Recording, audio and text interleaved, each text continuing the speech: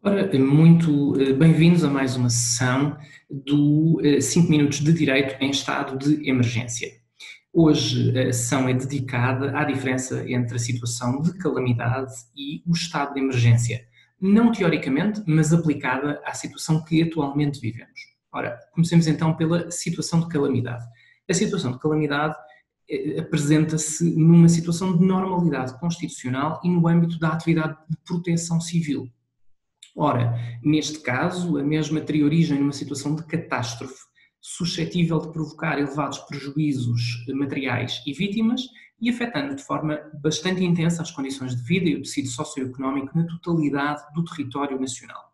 Para lidar com este tipo de situação, podem ser feitos três tipos de declaração, numa gradação crescente de gravidade da catástrofe e, naturalmente, de intensidade da resposta que a mesma imponha.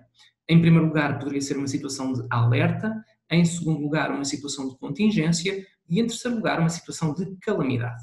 Ora, a lógica da articulação entre estas três diferentes fases corresponde, como eu referi, a graus crescentes de risco e corresponde, no fundo, a uma concretização do princípio da proporcionalidade na adoção da declaração adequada a cada uma das situações da vida que esteja a ocorrer naquele momento. Pode dizer-se assim que a gravidade e a extensão da situação em causa deve corresponder ao nível de resposta. Quanto mais grave e extensa, mais elevado deverá ser o patamar adotado. Neste caso, a adoção da situação de calamidade corresponde ao nível mais elevado e mais grave de necessidade de resposta. Ora, como é natural, este estado de situação de calamidade é feito com o objetivo primário de retomar rapidamente a normalidade total, o mais rapidamente possível. E apesar de não ter prazo de duração explícito no diploma que prevê, que é a Lei de Bases da Proteção Civil, esse diploma impõe que, quando declarado, o ato de declaração deve prever o âmbito temporal em que aquela medida vai vigorar. E sendo uma situação de calamidade aplicável à totalidade do território nacional, a competência para o emitir é do Conselho de Ministros, através de uma resolução do Conselho de Ministros. Ora, para além deste aspecto, convém dar uma nota breve sobre o conteúdo possível da situação de calamidade. A situação de calamidade é relativamente plástica e pode ter um conjunto de medidas variadas, desde que tenham, obviamente, suporte na lei. Essa é uma exigência constitucional. Quais é que são algumas dessas medidas que estão previstas precisamente na Lei de Bases da Proteção Civil? Em primeiro lugar, a fixação, por razões de segurança dos próprios ou das operações, de limites ou condicionamentos à circulação. Em segundo lugar, a fixação de cercas sanitárias e de segurança. Em terceiro lugar, a racionalização da utilização de serviços públicos, designadamente de transportes, de comunicações, de abastecimento de água e de energia, bem como do consumo de bens de primeira necessidade.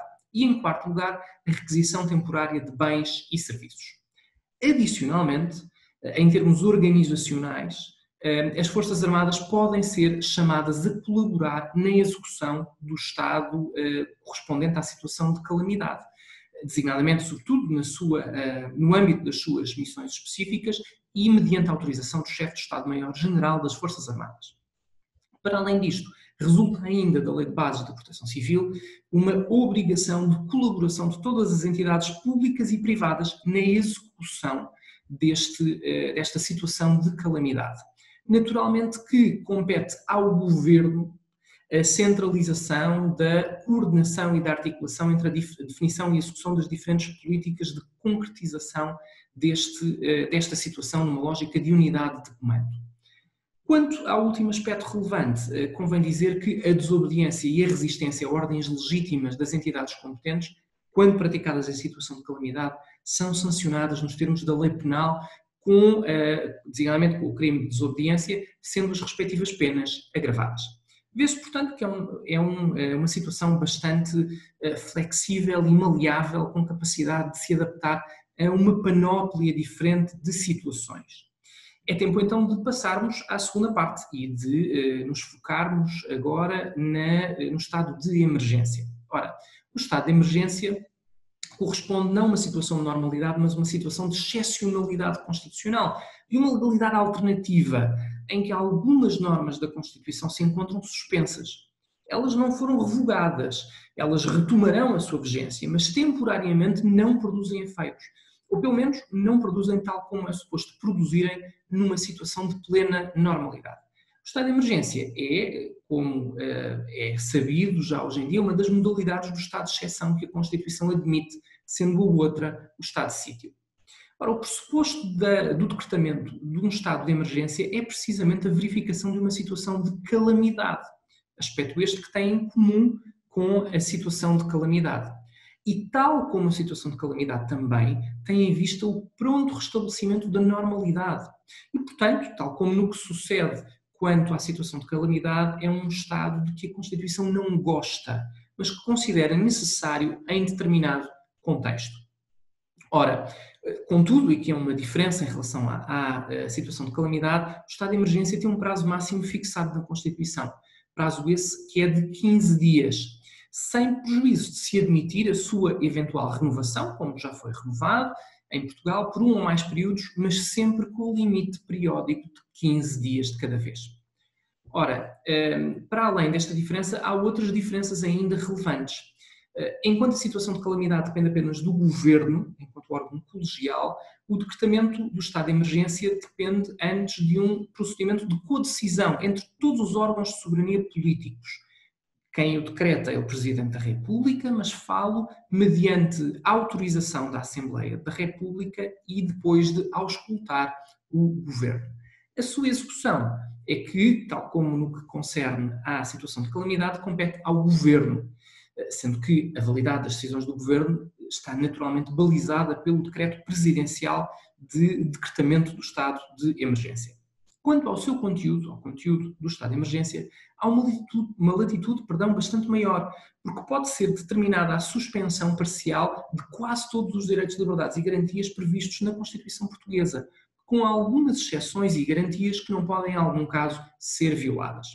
Para além disso, as autoridades administrativas e civis e as Forças Armadas podem apoiar a execução deste estado de emergência. Resta, por fim, analisar muito brevemente a tutela penal do estado de emergência. Ora, a violação do disposto na declaração do estado de emergência ou na lei do estado de sítio de emergência, nomeadamente quanto à execução daquela, faz incorrer os respectivos autores em crime de desobediência. Mas tem um âmbito diferente da tutela penal da situação de calamidade.